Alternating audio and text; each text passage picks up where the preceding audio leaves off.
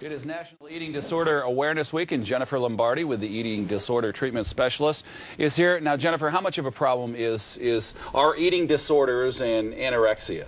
Well, in the United States, it's estimated that about 8 to 10 million girls and women struggle with some form of an eating disorder, and about 1 million boys and men. And I've been in the field now for about 10 years, and I can tell you without a doubt the number of people that I'm assessing increases every single year. Wow. Is it predominantly young girls? You'd think of teenage girls because of the peer pressure. Certainly, I think there's a significant portion of patients who struggle that do fall between the ages of 14 and 16, young women. But certainly we are assessing patients that are in their 30s, 40s, 50s, 60s, and the youngest patient I've ever assessed was 7. Wow. So you had a 7-year-old with an eating disorder. Yes. Anorexia?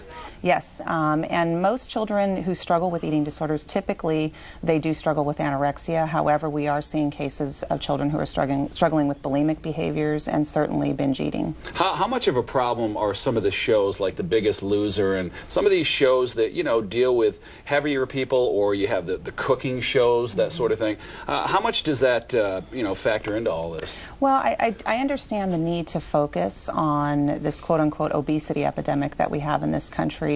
And certainly trying to help people lead a healthier lifestyle is an important message to put out there.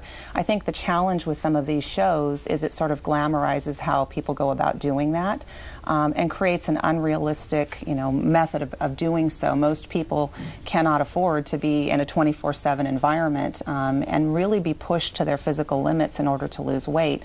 And I think the other thing that concerns me is oftentimes very well-intended families will have their children watch these shows. And so, through the eyes of an adult, watching these shows means one thing, but for a child it has a whole different other connotation. What message do you have to folks that are out there listening and they think their child or a loved one may have an eating disorder? Well, first and foremost, I think that in our culture we need to accept that eating disorders unfortunately have the highest death rate of any mental illness. 1 in 10 will die. And so it is extremely important that their loved one get comprehensive treatment, that being seeing a medical professional, dietitian, and certainly getting comprehensive therapy. Okay, we appreciate your time. Thank you so much. Thank you for having me. Let's check in with Paul. Thank you very much. And by the way, Jennifer is with Sacramento Summit Eating Disorders and Outreach Program. We have their website linked to ours. Go to the fox40.com, click the Go button, and we'll get you there. Dennis.